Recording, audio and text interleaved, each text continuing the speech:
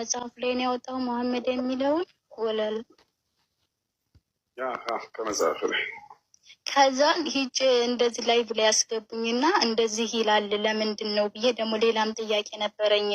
እኔ ስንሞት ኦርቶዶክሶች ማህተባችንን ምናምን ያወጡታል ገብቶሃልና ለምንድን ነው እንደዚህ ማህተባችን የሚወጣውና ስንሞት ሙስሊሞች ነን ማለት ነው እንደዚህ ስንሞት ማህተባችን ከወጣ ምናምን ስል እንዴት ልጅ እንደዚህ አይነት ጥያቄ ይጠይቃል ምናምን አለኝ። አባ ናቸው ያኔ ትልቅ ቄሶች ናቸው። እንደዚህ ላይ ዳቆኑ ከፍቶ ግን እሱ ነው እሳቸው ናቸው የሚያወሩት እና እንዴት ልጅ እንደዚህ በአደባባይ እንደዚህ አይነት ጥያቄ እንዴት ትጠይቂያለሽ ምናምን ብለው ተቆጡኝ። ገስት ላይም ብዙ ነገር ተናገሩና ከዛ ያንተ ደግሞ እንደዚህ ሙሐመድ የሚል ከመጽሐፍ ላይ ያወጣ ማለት ነው።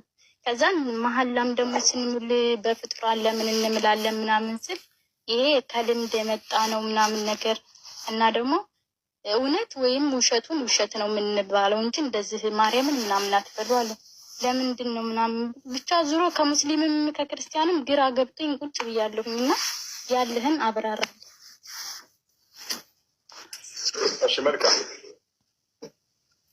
እንግዲህ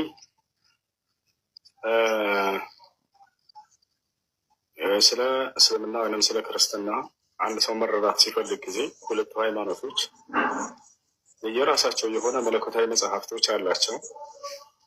በውስጣቸውም ላይ ሃይማኖታቸውን የገለጸው የትኛውን መጽሐፍ ነው የሚለውን ሄደን ማረጋገጥና ማየት ነው። ክርስቲያኖች መጽሐፋችን መጽሐፍ ቅዱስ ነው ብለው ያምናሉ፣ አዲስ ኪዳንና ብሉይ ኪዳን። ሙስሊሞች ደግሞ ቁርአንና ሐዲስ አላቸው። በውስጡ ላይ አምላክ በነቢያት በኩል የደነገገው ሃይማኖት የትኛው ነው ብላችሁ ብላችሁ በፈተሽ እኔ ሳልሆን ሂጄ ፈልጌ ማግኘት ያለብኝ ራሱ ሊነግረኝ ይገባል። ልክ ሲሄድ ጊዜ ቀጥታ ማገኘው መሆን አለበት። እኔ ግን ጥቅስን ከዚያ አጋጭቼ ይሄ ማለት ነው እምነት የእስልምና ከሆነ ወይም የክርስትና ከሆነ እና ይሄ ራሴ ፍለጋ ውጤት ይሆናል የዛኔ። ነገር ግን ራሱ ገልጾ ላገኘው ይገባል። ምንም ከኔ ድካም አያስፈልግም፣ ከኔ መፈለግም አያስፈልግም። ራሱ ገልጾ ሊሰጠኝ ይገባል። አምላክ ይሄን ሃይማኖት ደንግጌልሃለሁ ተከተል ሊለኝ ይገባል። ነቢያቶች ይሄን ሃይማኖት ሰብከናል ይሄን ተከተል የሚል ትእዛዝን እንፈልጋለሁ። ይህን ፍትሐዊ ሆነን እስኪ እንመርምራቸው። ከቁርአን እንጀምር። ሙስሊም እንደመሆናችን ወደ ክርስትና እንሄዳለን። በቁርአን ላይ አምላክ አላህ ቃል በቃል ሙስሊሞች ሁኑ ብሎ ያዛል። ቃለ ስብሓነሁ ወተዓላ ወላ ተሙቱነ ኢላ ወአንቱም ሙስሊሙን፣ አደራ እናንተ ሙስሊሞች ሆናችሁ እንጂ አትሙቱ አለ። አምላክ አላህ ከእኔ ዘንድ የተወደደው ትክክለኛው ሃይማኖት እስልምና ሃይማኖት ነው ብሎ ቃል በቃል ይናገራል። ቃለ ስብሓነሁ ወተዓላ ኢነ ዲነ ዒንደላሂ ልኢስላም፣ ከእኔ ከአምላካችሁ ዘንድ ትክክለኛው ሃይማኖት እስልምና ሃይማኖት ነው አለ። አምላክ አላህ እስልምናን ሃይማኖት በቀደሙት ነቢያቶች በኩል በሰው ዘር ሁሉ ደንግጎት እንደነበር ቃል በቃል ይናገራል። ሸርዐ ለኩም ሚነ ዲን ማ ወሳ ቢሂ ኑሐን ወለዚ አውሐይና ኢለይከ ወማ ወሰይና ቢሂ ኢብራሂመ ወሙሳ ወዒሳ አለ። እነሆ ይህን እስልምናን ሃይማኖት እኔ የደነገግኩላችሁ ከዚህ በፊት ኖህን፣ አብርሃምን፣ ሙሴን፣ መሲሁን አዝዤባቸው የነበረውን ራሱን ሃይማኖት ይለናል። አሁን አምላክ እንደደነገገው አምላክ እንዳዘዘን አያችሁ። ቀጣይ ወደ ነቢያቶች እንሂድ። ነቢያቶችስ ሙስሊም ሆኑ ብለው ተውለደቻቸውን አዘዋል ወይ? አዎ። ለምሳሌ ያዕቆብን እንውሰድ። ያዕቆብ ምን አለ? ወያዕቆብ ያ በንየ ኢነ ላህ አስጠፋ ለኩም ዲነ ፈላ ተሙቱነ ኢላ ወአንቱም ሙስሊሙን አለ። ያዕቆብ ለልጆቹ ልጆች ሆይ ሙስሊሞች ሆናችሁ እንጂ አትሙቱ አላቸው ይላል። አያቸው። ሌላው ነቢያቶች ራሳቸውን እኔ ሙስሊም ነኝ እያሉ ቃል በቃል ገልጸዋል። ኖሕን ብንወስድ ምን ይላል? ወኡሚርቱ አን አኩነ ሚነል ሙስሊሚን አለ። እኔ ከሙስሊሞች እንደሆን ታዝዣለሁኝ አለ። አያቸው። ስለዚህ አምላክ አዞታል፣ አምላክ ደንግጎታል። አምላክ የቀደሙትን ነቢያቶች አዞበታል። ነቢያቶችም አደራ ሙስሊሞች ሁኑ ብለው አዘዋል። ነቢያቶች ራሳቸው ሙስሊሞች ነን ብለዋል። ይህን ጥያቄ ቀጥታ መጽሐፍ ቅዱስ ላይ መውሰደው። እግዚአብሔር ከኦሪት ዘፍጥረት እስከ ራዕይ ድረስ ክርስትና ሃይማኖትን ተከተሉ ወይንም ክርስትና ሃይማኖት ትክክለኛ ሃይማኖት ነው ብሎ የተናገረበት ቦታ አለ ወይ? የለም። አንድ ቦታ ነው። እግዚአብሔር ከነቢያቶች መካከል አንድ ነቢይ ጠርቶ ክርስቲያን ሁኑ ብሎ ያዘዘበት ቦታ አለ ወይ? አላለው። ወደ ነቢያቶች ስንሄድ ከነቢያቶች መካከል አንድ ነቢይ እኔ ክርስቲያን ነኝ ብሎ የተናገረ ነቢይ አለ ወይ? የለም በፍጹም። ከነቢያቶች መካከል አንድ ነቢይ ለህዝቦቹ ክርስቲያን ሁኑ ብሎ ያዘዘበት ቦታ አለ ወይ? የለም በፍጹም። ስለዚህ ከአምላክ ዘንድም ከነቢያትም ዘንድ እውቅና የለውም። በያዙት መጽሐፍ ላይ ገብቷቸዋል። ወደ ቁርአን ስትመለሱ ግን እንዳለ አምላክም እንዲሁም ነቢያቶችን እስልምናን አዘውበትና ተከተሉት ብለው ሲናዘዙበት ታያላቸው። አንደኛው ይሄ ነው። ሁለተኛ የአምላክ እሳቤ ነው። አምላክ እንደ እስልምና አስተምህሩ የአብርሃም የይስሐቅ የያዕቆብ አምላክ የአንዱ አምላክ በማንነቱም በምንነቱም ብቸኛ ነው፣ አጋር የለው። ማስረጃ ቁል ሁወ አላሁ አሐድ፣ በል እርሱ አላህ አንድ ነው ይላል። ይህ ማንነት ነው። ማን ነው? አላህ። እርሱ ስንት ነው? አንድ ብቻ ነው በማንነት ያለ በምንነት ውስጥ ያ ማለት በመለኮታዊ ባህሪያቶች በዚህም ብቸኛ ነው፣ ምንም አጋር የለው። ማስረጃ ቃለ ስብሓነሁ ወተዓላ ወኢላሁኩም ኢላሁ ዋሒድ ላ ኢላሃ ኢላ ሁወ ረሕማኑ ረሒም፣ እኔ አምላካችሁ አላህ አንድ ብቻ ነው፣ ለእኔ ከእኔ በስተቀርም ሌላ ማንም አምላክ የለም እያለ ይናገራል። ለነቢያቶች ልክ እንደው ለሙሳ ዓለይሂ ሰላም ምን አለው? ኢነኒ አነላህ ላ ኢላሃ ኢላ አና፣ እኔ አምላክህ አላህ ነኝ ከእኔ በስተቀር ሌላ ማንም አምላክ የለም አለው። ይህን ይመስላል። ወደ ክርስትና ስንሄድ ግን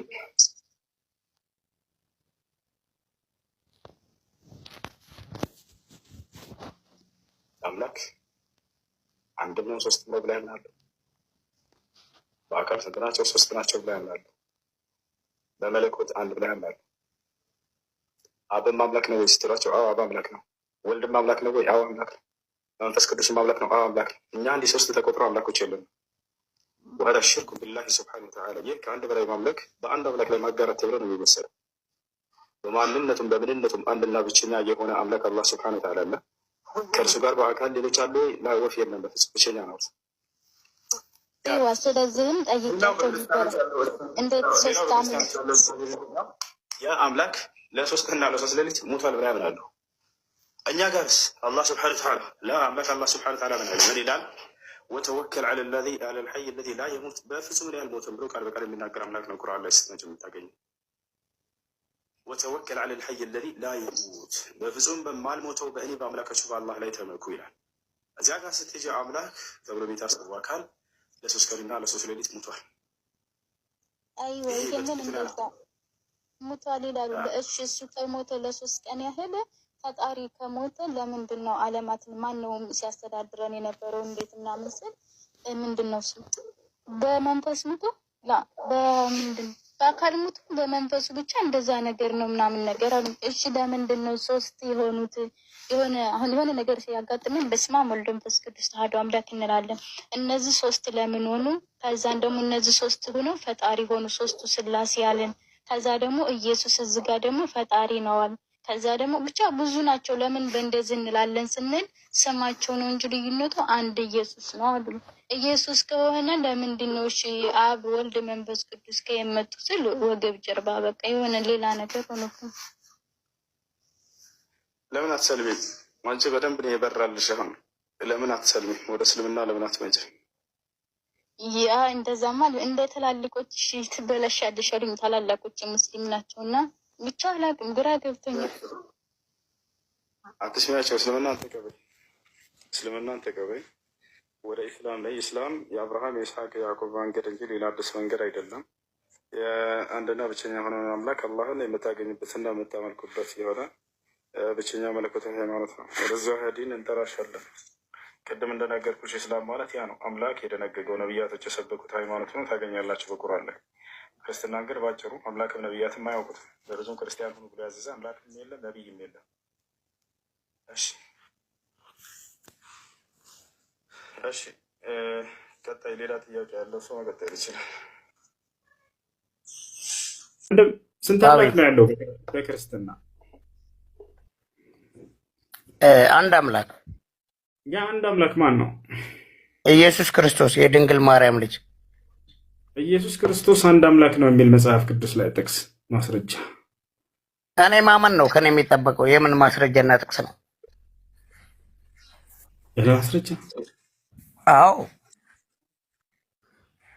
ይኖራል። እሱ አሁን እኔ ቅድም እኮ ነግሬያለሁ። ፐርፌክት አይደለም ብዬ የለ አሁን ጥቅስ እንዳልጠቅስልህ የለም። ይኸውልህ ኢየሱስ አንድ አምላክ ነው የሚል የለም። ኢየሱስ አንድ አምላክ የሚለው አብን ነው። እሺ አንደኛ ቆሮንቶስ በቃ እኔ ማስረጃ እየነገርኩ ላሳየህ። በቃ ላስተምረህ መጽሐፍ አንደኛ ቆሮንቶስ ምዕራፍ 8 ቁጥር 6 ላይ ምን ይላል? ለእኛስ ሁሉ ነገር ከእርሱ የሆነ አንድ አምላክ አብ አለን ይላል። ነገር ግን ቤተክርስቲያን ስታስተምር ምን ትላለች? አብ ወልድ መንፈስ ቅዱስ አንድ አምላክ ነው ትላለች። ምእመኑን ትሸውዳለች። የትኛውም ቦታ ላይ መጽሐፍ ቅዱስ ላይ ከኦሪት ዘፍጥረት እስከ ራዕይ ድረስ አብ ወልድ መንፈስ ቅዱስ አንድ አምላክ ነው የሚል የለም። ማንም ነብይ እንዲህ ብሎ አላስተማርም። ክርስቶስ አላስተማርም። ነገር ግን አንድ አምላክ አብ ነው ብሎ ነው መጽሐፍ ቅዱስ ያስቀምጠው። ምን ትላለህ በዚህ? ኢየሱስ ክርስቶስ አምላክ አለው የለው? ወንድም ሌላ ነገር አምላክ የለውም ኢየሱስ ክርስቶስ። አዎ እንደሱ ብላ ነው በእርግጥ ቤተክርስቲያን የምታስተምራችሁ። ነገር ግን መጽሐፍ ቅዱስ ሌላ ታሪክ ነው። አምላክ አለኝ ብሎ ኢየሱስ እንዳስተማረ ይናገራል። ምስጢረ ሥላሴ ዮሐንስ ወንጌል ምዕራፍ 20 ቁጥር 17 ላይ ኢየሱስ ክርስቶስ አምላክ እንዳለው ቃል በቃል ተናገረ። ምን አለ? ወደ አምላኬ ወደ አምላካችሁ አድርጋለሁ አለ። ያ ሰላም። ኤፌሶን ምዕራፍ 1 ቁጥር 3 ላይ ኤፌሶን ምዕራፍ 1 ቁጥር 17 ላይ የኢየሱስ ክርስቶስ አምላክ ይባረክ ይላል። ያ ሰላም። ኢየሱስ አምላክ አለ ይላል መጽሐፍ ቅዱስ። ነገር ግን ቤተክርስቲያን ምን ትላለች? ራሱ አምላክ ነው ብለው ያስተምሯቸዋል። ተመልከቱ። ኢየሱስን አምላክ ነው ብሎ አስተምሯል ወይ? አላስተማረም። ይልቁንስ አምላክ አለ ብሎ ነው ያስተማረው። ለህዝብ ቆም ብላችሁ አስቡ። ክርስቶስ አምላክ እንዳለው በደንብ አስተምሯል እርሱ። ታዲያ እሱ ምንድን ነው ከተባለ እኔ ከአምላክ ሰምቼ የምናገር ሰው ነኝ አለ ቃል በቃል። ዮሐንስ ወንጌል ምዕራፍ 8 ቁጥር 40 ላይ ኢየሱስ ክርስቶስ ወቱሪዱነ አን ተቅትሉነኒ ወአነ ኢንሳኑን ቀድ ከለመኩም ቢልሐቅ አለዚ ሰሚዐሁ ሚነላህ አለ። እኔ ግን ከአምላክ ሰምቼ የምናገር ሰው ነኝ።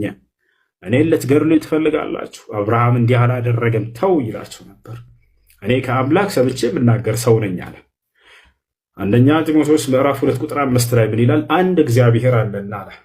ለአንድም ሶስትም እግዚአብሔር ላላ እንደዛ ይባል ሳቢል አንድ እግዚአብሔር አለና፣ ከዚያስ በእግዚአብሔርና በሰዎች መካከል ደግሞ አንድ መካከለኛ አለ፣ እርሱም ፍጹም ሰው ፍጹም አምላክ የሆነው ኢየሱስ ክርስቶስ ላ አምላክ የሆነው ኢየሱስ ክርስቶስ ላ ሰው የሆነው ኢየሱስ ክርስቶስ። የሐዋርያት ሥራ ምዕራፍ 2 ቁጥር 22 ላይ ጴጥሮስ ምን አለ? የናዝሬቱ ኢየሱስ ለእናንተ ለእስራኤላውያን የተገለጠ ፍጹም አምላክ ፍጹም ሰው ነበር። ላላላ እንደሱ አላለም። አምላክ ነበር። ላላላ ለእናንተ የተገለጠ ሰው ነበር ኢየሱስ አለ ቃል በቃል። ቤተክርስቲያን ግን ምን አለች? ሰው ብቻ አይደለም ፍጹም ሰው ፍጹም አምላክ ነው አለች። እንደሱ ብሎ ኢየሱስ ክርስቶስ አስተምሯል ወይ? አላስተማረም። ታዲያ ከየት ላይ ያያችሁት? መጽሐፉ የሚለው ሌላ፣ ቄሶቻችን ያስተምሯችሁ ሌላ። ቆም ብላችሁ አስቡ እንጂ ኢየሱስ ክርስቶስ ሥላሴ የሚባል ነገር አለ። ምስጢረ ሥላሴ መጽሐፉ ላይ የለም እንደሱ የሚል። ኦኬ፣ ለአንተ ስል ይገባ ይመጣለሁ። ችግር የለም አንብብ። እናንተ ይሄንን እውነታ እንዳታዩና እንዳታነቡ በአይናችሁ ላይ የሚጋረዱበት ትምህርት ምስጢረ ሥላሴ ይባላል። ክርስቶስ አምላክ እንዳለው እያስተማረ ይሄ በስጋው ነው እያሉ ይሸውዳቸዋል። ይወሳል አይደል? አምላክ አለኝ አለ ክርስቶስ። በቃ አምላክ አለኝ ካለ እርሱ አምላክ ሊሆን አይችልም ማለት ነው። ለአምላክ አምላክ ሊኖረው አይችልምና ቆም ብላችሁ አስቡ። ያ አምላክ ጭራሽ ብቻውን አምላክ ነው ብሎ ብቻውን ነው ብሎ ኢየሱስ ክርስቶስ ገለጸው በአምላክነቱ። ዮሐንስ ወንጌል ምዕራፍ 17 ቁጥር 3 ላይ አባት ሆይ ብቻህን አምላክ የሆንክ አንተ ነህ ብሎ ተናገረ። እንዲሁም የላከውን ኢየሱስ ክርስቶስን ያውቁ ዘንድ ይህች ነች የዘላለማዊ ሕይወት አለ። ብቻውን አምላክ ነው አለ። በቃ خلاص ብቸኛ ነው፣ አጋር የለውም። እና ይህን ይመስላል ለሆነ የተናገረው ጥቅስ ተደምሮ ግን ኢየሱስ ክርስቶስ አንዲትም ቦታ ላይ እኔ አምላካቸው ነኝ አምልኩኝ አለ ማለት አያሳዝንም? አንድ ቦታ ላይ እኔ አምላካቸው ነኝ አምልኩኝ ብሎ ያስተማረበት ቦታ የለም። ገብታችኋል? አንደኛ እሱ ነው። ከእርሱ ትምህርት ነው ትምህርታቸውን መያዝ ያለባቸው። ክርስቶስ የትኛውን ቦታ ላይ አምላክነቱን እኔ አምላክ ነኝ ብሎ አንዲትም ቦታ ላይ የሰበከበት ቦታ የለም። ገብታችኋል?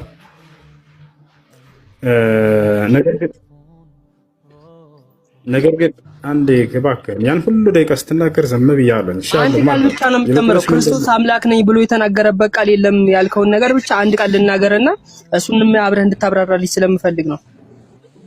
አየሽ፣ እሺ። ኢየሱስ ክርስቶስ ትንሣኤና ሕይወት እኔ ነኝ፣ የሚያምንብኝ ቢሞት እንኳን ሕያው ይሆናል ብሏል። ትንሣኤና ሕይወት ሊሆን የሚችል ነቢያት ካለ ሌላ ነብይ ካለ ይሄን ተነግረኛለህ። ሌላ ሕይወት መሆን የሚችል ነብይ ካለ ማለት ነው። አይዋ አየህ፣ ሰዎች ከሰው ጋር አወዳድረህ ወደ መለኮት ከፍ ለማድረግ ነው አሁን እየሄድክ ያለበት መንገድ ራሱ ስህተት ነው። ቆም ብላችሁ አስቡ። እኔ ሰውን ክርስቶስን ከሌላ ሰው ጋር ነቢይ መሐመድ እንዲህ ብለዋል ወይ ኢየሱስ ወይንም ሙሴ እንዲህ ብለዋል ወይ ብለን ከሰዎች ጋር ካወዳድረው በቃ ከሰው እንትን አታስወጣው ከሰው ደረጃ።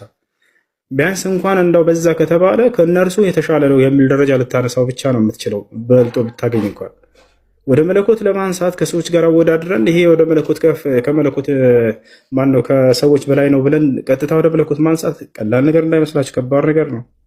ገብታችኋል? እኛ ነብይ መሐመድ ሰለላሁ ዐለይሂ ወሰለም ከሌሎች የበለጡበት በርካታ ነገራቶች አሉ። አዳም ሳይፈጠር እኔ አለሁ ብለዋል ነብይ ሰለላሁ ዐለይሂ ወሰለም። ምን ትላለህ? አሁን ይሄ የአምላክ ቃል ነው ብለን እንያዘው? ቃል ነብይ ሰለላሁ ዐለይሂ ወሰለም ኩንቱ ነብየን ወአደም በይነ الروح والجسد አዳም ገና በስጋና በሰው በመንፈስ መካከል ሳለ እኔ ነብይ ነበርኩ ይዛኔ ብለዋል። ኦኬ አምላክ ናቸው ማለት ነው?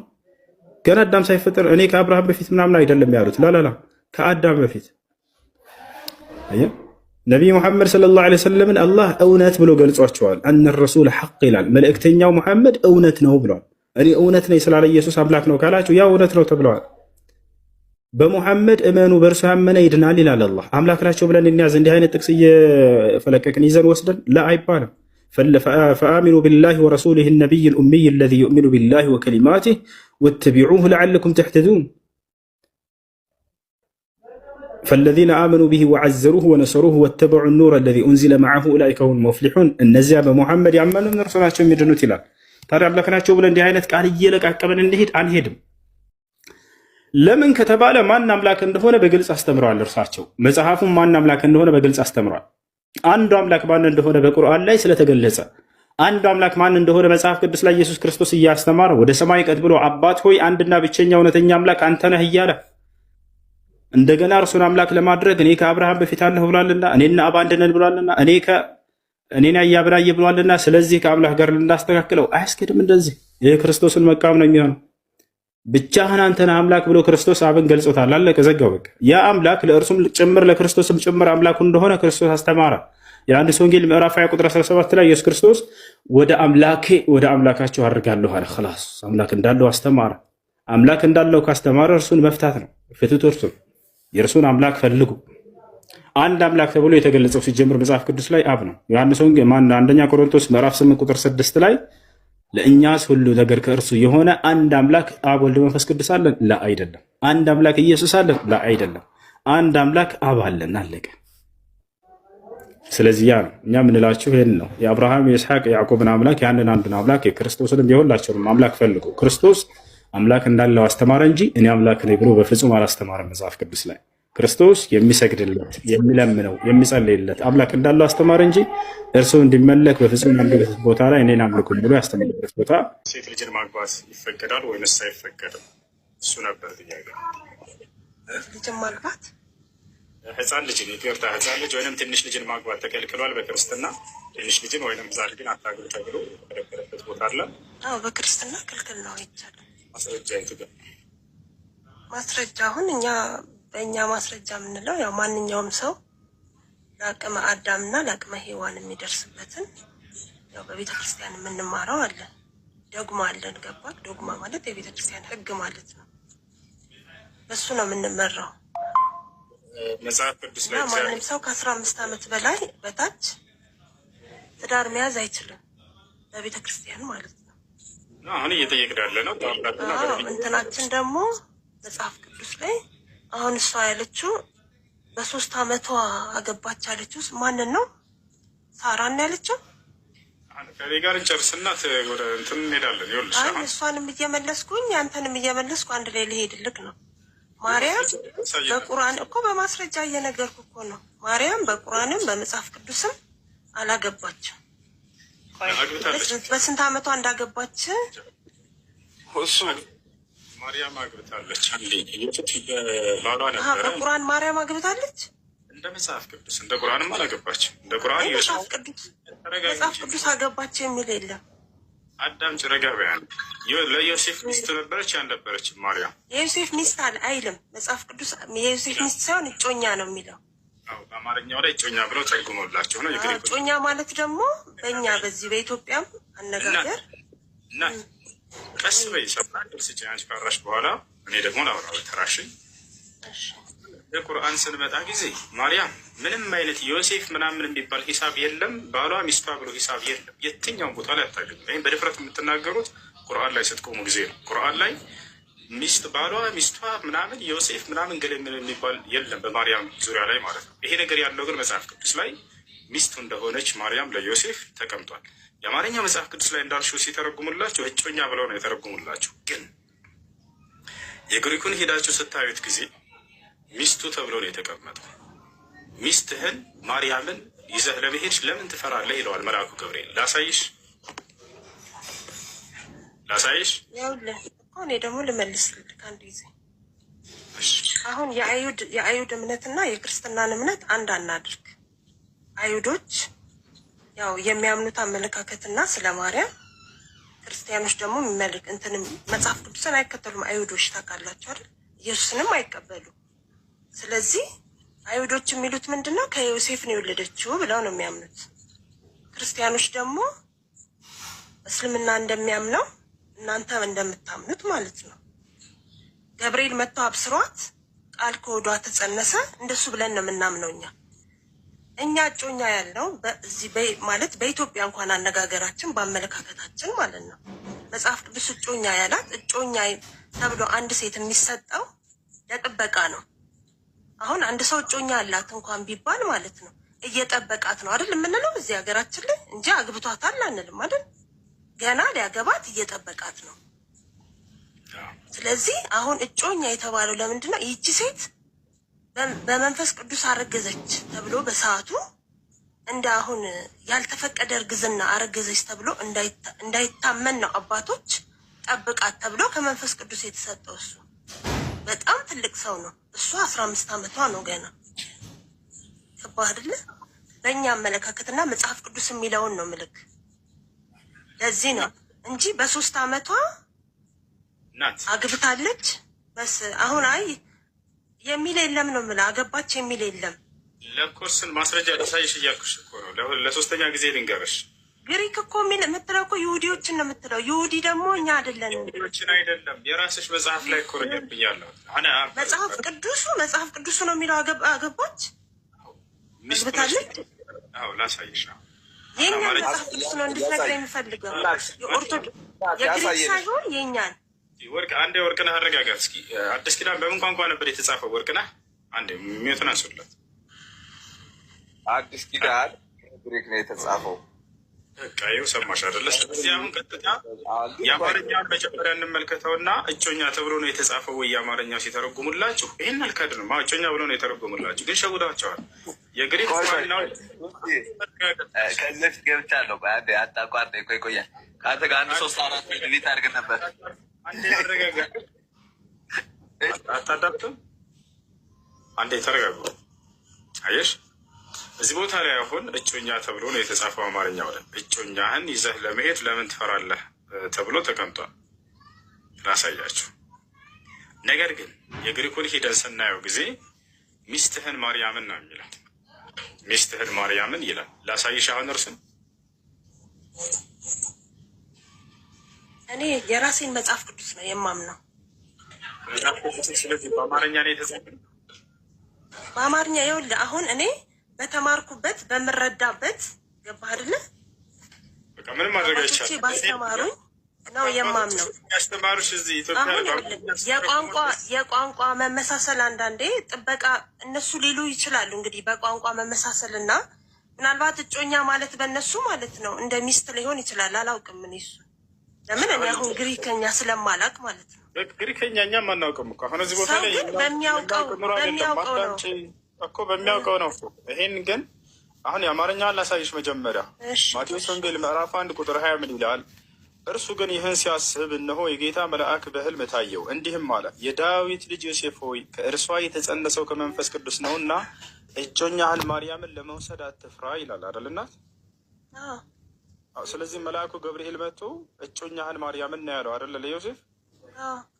በጣም ጥሩ። አሁን ይሄ በአማርኛ ትርጉሞ የሰጧቸው ነው። ይሄንኑ ምዕራፍና ቁጥር ይዘን ሄደን የግሪከኛ ወደ አማርኛ እንቀይረው። ማቴዎስ ወንጌል ምዕራፍ 1 ቁጥር 20 ምንድን ነው የሚለውን እንመልከት። ምንድን ነው የሚለውን እንመልከት። ባይብል ሀብ ላይ እንግባ። ሰላም አለይኩም። ወአለይኩም ሰላም። ማቴዎስ ወንጌል ምዕራፍ 1 ቁጥር 20 እስኪ ወደ አማርኛ እንቀይረው። ይታይሻል አይደለ? እዚሁ ላይ እንደውም እንመልከተው። እሺ ምን ይላል? መልአኩም ዮሴፍ ሆይ የዳዊት ልጅ ማርያምን ምንህን ያነበብኩት ነው። ሚስትህን ለመውሰድ አትፍራ። ያው እኛ እዚህኛውም ትርጉም ላይ ያው ማርያምን ምንህን ሚስትህን ለመውሰድ አትፍራ። እዚሁም ላይ ወረድ እንበል። ያው ማርያምን ምንህን ሚስትህን ለመውሰድ አትፍራ። እዚሁም ታቸው ብላችሁ ማርያምን ምንህን ሚስትህን ለመውሰድ ግሪከኛው ሊሆን ይችላል። ልክ ነህ። ይኸው እንግሊዝኛው ልክ እንደዚህ አይቼዋለሁ። ልክ ነሽ። ይሄ ግሪከኛው ሊሆን ይችላል። ግን ወንድሜ አንድ ነገር ልንገርህ እኔ ማለት ነው አንድ ሰው እምነቱን ሲከተል በተማረበትና በተሰጠ አሁን እኔ ቁርአን ምናምን ብዬ ያው የመናገር እንትኑ የለኝም። ለምን እውቀቱ ስለሌለኝ ማለት ነው። እኔ መዳፈርም አልፈልግም። ለምን እኔ የሰው ልጅ ያወቀውን ነገር ነው ገባ የኖረበትንና የገባውን ነው የሚያወራው።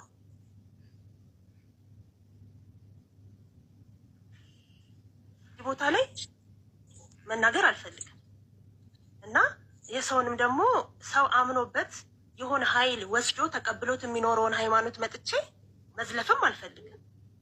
ገባህ አይደል? እሱ የራሱ ኃይል አለው፣ እኔ ደግሞ የራሴ ኃይል አለኝ እና ሁሉም የራሱ የሆነ ነገር ያገኘበት ነገር ሲኖር ነው የሚኖርበት ማለት ነው። እና ያንን ነገር ስትነካበት ሰው አይወድም። ክፉም አልናገርም ግን ነው ምልክ ግን እኔ የተማርኩት እኔ ያደግኩበት ቤተክርስቲያን ማለት ነው መጽሐፍ ቅዱስ 80 ያዱ መጽሐፍ ቅዱስ ነው። ታውቀዋለህ? 80 ያዱ መጽሐፍ ቅዱስ ደግሞ አዲስ ኪዳንም ብሉይ ኪዳንም ያለበት ማለት ነው። እኛ እንግዲህ በስነ ስርዓት በአማርኛ የተተረጎመ እኛ የምንናገረውን ቋንቋ የተጻፈበት መጽሐፍ ቅዱስ ነው። ግሪኩን እንደዚህ አመሳስሉ፣ ግሪኩ እንደዚህ ነው የሚለው ወይ ደግሞ ኢብራይስቱ እንደዚህ ነው የሚለው ተብሎ ተመራምረንም አላውቅም። እኔ እንግዲህ እኔ ያደግኩትና ያመንኩት እጮኛ እንደሆነ ነው፣ ጠባቂ እንደሆነ ነው፣ ከመንፈስ ቅዱስ እንዳረገዘች ነው፣ በድንግልና አርግዛ በድንግልና እንደምትወልድ ነው ክርስቲያን የሚያምነው ማለት ነው። አሁን አንድ የትንሽ ልጅ አሁን ገና ትምህርት የሚማር ገና ሃይማኖት የሚማር ልጅ አሁን አምጥክ ማርያም እኮ አግብታለች ብትለው ማለት ነው መጽሐፍ ቅዱስ ገና የሚያጠና ልጅ ይወናበዳል። ገባህ አይደለ? እንደ ውሸታም ነው የሚያየው። ለምን እኛ እያየን ያለነው መጽሐፍ ቅዱስ ስለሆነ እና ስንከራከር እዚህ የምንቀበለውን እናንብብ። ገባህ አይደለ? እዚህ ኢትዮጵያ ውስጥ የምንቀበለውን እና ታዳንጭ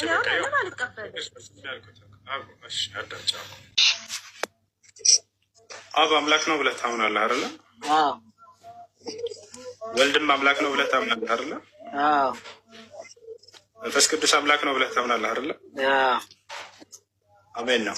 ሶስቱን አምላክ አትበሉ፣ አንዱ ብቻ ነው አምላክ እያለ ነው። እኛም ሶስት አምላክ አለን፣ አንድ አምላክ አለን። አሁን ብለህ አብም አምላክ ነው፣ ወልድም አምላክ ነው፣ መንፈስ ቅዱስ ነው አምላክ ነው አልከን። አላህ ሀሳቡ ምንድን ነው? ሶስቱንም አምላክ አትበሉ፣ አንዱ ብቻ ነው ብቻ ነው ሁሱ። ማንኛውም ኦርቶዶክስ ሶስት አካል በአንድ አምላክ ነው እንጂ ሶስት አካል ሶስት አምላክ ብሎ እንዲሁ የሚያምን ካለ ኦርቶዶክስ አይደለም ማለት ነው። ስለዚህ ማንንም ጠይቅ አብ አምላክ ነው፣ ወልድ አምላክ ነው፣ መንፈስ ቅዱስ አምላክ ነው። ግን አንድ አምልኮት ነው የምናቀርብላችሁ። አለቀ። አይ እሱ የእናንተ ሀሳብ ነው። ቆይ ሶስት ጌቶች ናቸው አይደሉም? አይደለም፣ ሶስት አካል በአንድ አምላክ ሶስት ጌቶች ናቸው። መጽሐፋችን እንዲህ ይላል። ቆይ አንተ ከምትሳይ እኔ ላሳየህ። መጽሐፋችን ይላል። በዛ መጽሐፍ ላይ ላሳየህ ሶስት ጌቶች ብለህ ቆይ እኔ ላሳየህ። ወነአምን በአብ በወልድ በመንፈስ ቅዱስ እንዘ ሰለስቱ አሐዱ ይሴልሱ በአካላት ወይተዋሐዱ በመለኮት። አለቀ። ይሄ ነው የኛ ዶክትሪን። ወነአምን በአብ በወልድ በመንፈስ ቅዱስ እንዘ አሐዱ ሰለስቱ ወንዘ ሰለስቱ አሐዱ ይሴልሱ በአካላት ወይተዋሐዱ በመለኮት። በአብ በወልድ በመንፈስ ቅዱስ ስም አምናለሁ፣ ሶስት አካል በአንድ መለኮት። አለቀ። ይሄን ምናምን እኛ ሶስት ጌቶች ብለህ ታምናለህ? አታምነው? አላምንም። ሶስት ጌታ የለኝም። ና ይሄ መጽሐፍ ያንተ ነው አይደለም? ሰይፈ ስላሴ ማን ነው የጻፈው? ሰይፈ ስላሴ ያንተ መጽሐፍ ነው። ትቀበለዋለህ? አትቀበለውም?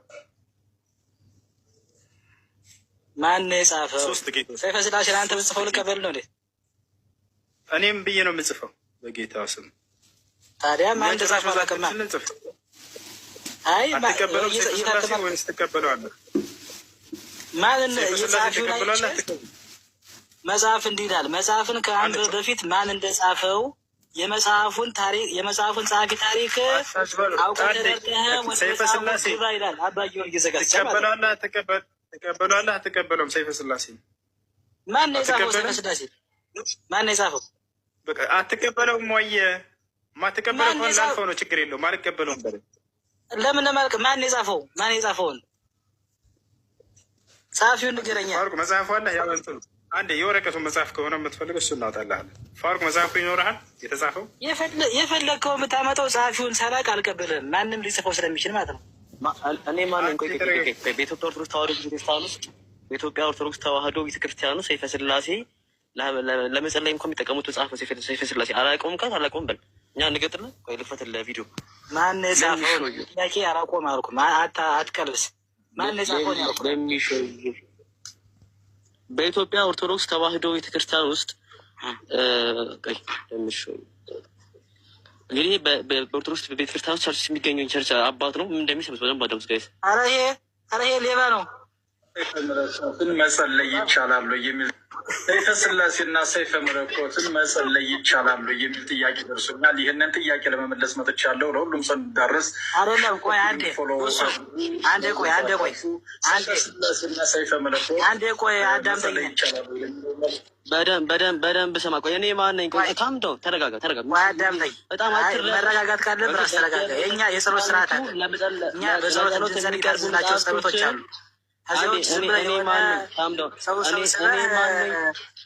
እኔ ማን ነኝ? ፕሊዝ አትረበሽ። ስፕሪት ታውቋል። ስፕሪት ተደርሷል። ካም ዳውን ተረጋግተህ ታዳምጠኛለህ። ኦኬ። ሰይፈ ስላሴና ሰይፈ መለኮት በኢትዮጵያ አያስቅም። በጣም ተጎድተሃል እኮ ቤት ሰዓት ማልቀስ ነው ያለ።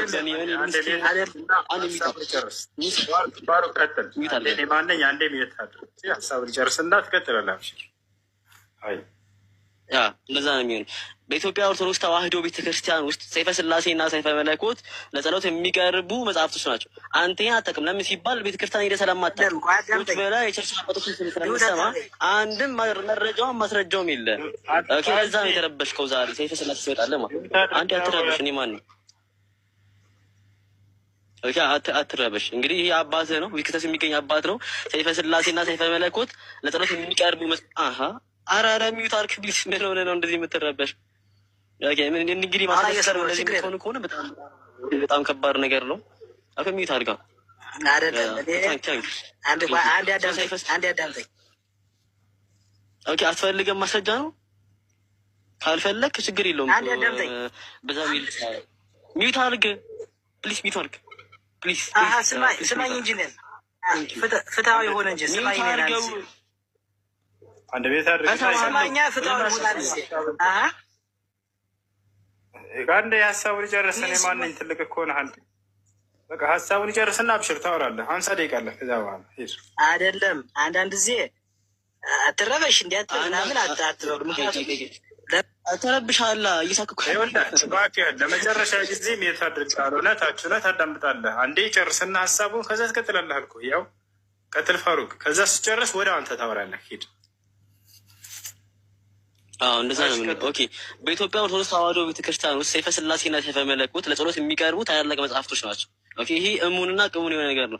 አንድ በኢትዮጵያ ኦርቶዶክስ ተዋህዶ ቤተክርስቲያን ያለ አካል ይሄን ነገር የሚያውቀውና የሚረዳው የሆነ ሀሳብ ነው፣ እንኳን ከዛ ውጭ ያለ አካል ቀርቶ ማለት ነው። እኔ ማንኝ ይህ መጽሐፍ አይቶትም ሰምቶትም አያውቅም። ለምን ሲባል ቤተክርስቲያን ሄዶ ስለማያውቅ ማለት ነው። እንግዲህ ይህ አባት ምን ብትጠይቀ ሰይፈ ስላሴና ሰይፈ መለኮት በእነሱ መጸለይ ይቻላል ተብሎ ጠይቀ። በደንብ አዳምጡ። ሰይፈ ስላሴና ሰይፈ መለኮትን መጸለይ ይቻላል የሚል ጥያቄ ደርሶኛል። ይህንን ጥያቄ ለመመለስ መጥቻለሁ። ሁሉም ሰው ዳርስ ሸቆጥሪን ፎሎ አድርጉ። ለሁሉም ሰው አዳርሱ። ሰይፈ ስላሴና ሰይፈ መለኮት መጸለይ ይቻላል ለሚለው መልሱ አዎ ይቻላል። ትክክል ነው። ቴንኪዩ። ስለዚህ ሰይፈ ስላሴና ሰይፈ መለኮት በኢትዮጵያ ተዋህዶ ቤተክርስቲያን ውስጥ ለጸሎት የሚቀርቡ ታላላቅ መጽሐፍቶች ናቸው። ገድላትና ደርሰናትም እነሱ ጠቅላላ መጽሐፍቶችን አልቀበልም የሚል አንድ ኦርቶዶክስ አይደሉም ብሏል መምህር ዘበነ ደግሞ። ኦኬ። ያ ሰውዬ ጥምቀት መጠመቅ አለበት። እነዚህ መጽሐፍ አልቀበልም የሚል ኦርቶዶክስ ካለ ጥምቀት መጠመቅ አለበት። ቢኮዝ ጴንጤ ሆኗልና ጠንጥጧልና በኦርቶዶክስ ድጋሚ መመለስ አለበት የተባለ። ስለዚህ ዛሬ እኔ ማንኝ አልቀበሉም በማለት ከኦርቶዶክስ አስተምሮ ሊቻሊን አፉን ጌታ ይጣ። ይህም ማመን አለብን። እሺ ጨረስ ልቀጥል? ጨርሳለሁ። እሺ በመጀመሪያ ደረጃ ሆስቶ እኔ አንተ ፈልጌ የመጣው ማለት ሌላ አካል ዘሎ እንዲገባ አልፈልግም። ምክንያቱም የአሸናፊነት መንፈስ የተጸናወተው ሰው ያለ ስም ነው የሚሰጠው። አሁን ቤተክርስቲያን ልሂድ አልሂድ የት ያገኛል? ቤተክርስቲያን ልግባ አልግባ፣ ሰይፈ ስላሴ ልወቅ አልወቅ፣ ሰይፈ መለኮት ልወቅ የት ያገኛል? ጭራሽ ሄዶ አያውቅም። ስለማያውቀው ምናምን አይባልም። ነውር ነው ስለማይባል ማለት ነው። አንደኛው እሱ፣ ሁለተኛ አይደለም የግል ጉዳይ መጀመሪያ የጀመረው እሱ ነው። ትክክል ነው። የግል ጉዳይ የጀመረ እሱ ነው። ቢያንስ እኔን አዳምጥኝ አንድ ጊዜ። እሺ፣ ስለዚህ እኔ ወደ ጥያቄ ሲሄድ የሰይፈ ስላሴ የጸሎት መጽሐፍ ነው ብሏል።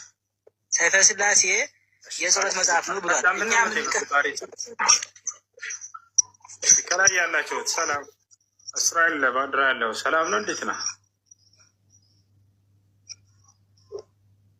እሺ ማቅ ለብሶ ሳቅ ሰላም ማቅ ለብሶ እንዴት ነህ? ደህና ነህ? አለ እንዴት ነው? አለ አልሐምዱሊላህ። ክርስቲያን ነህ?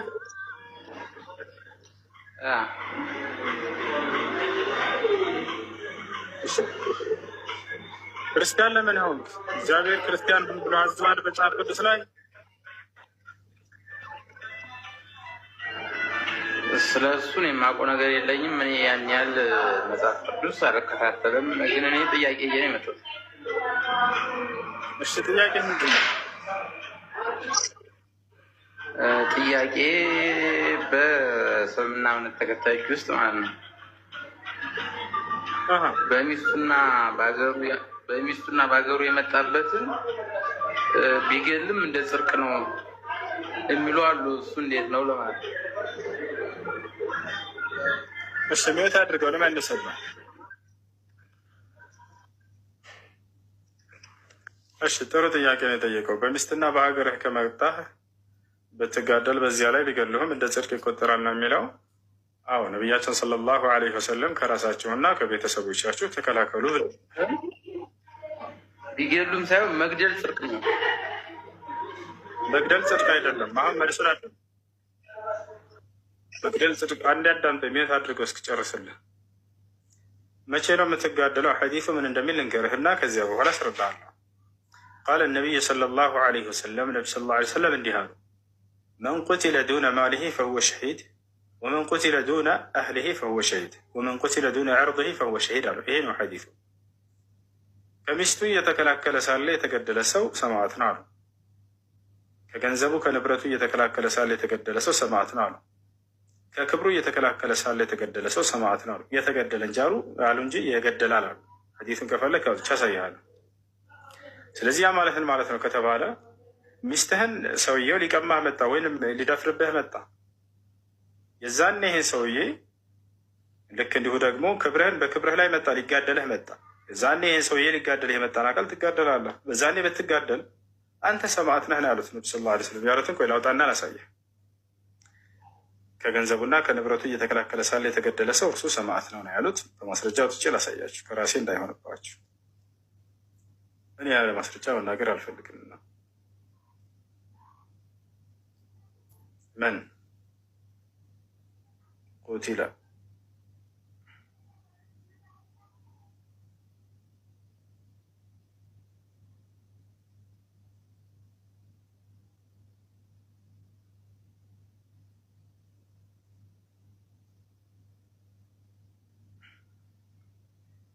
አያውን ሐዲሱ ምን ይላል?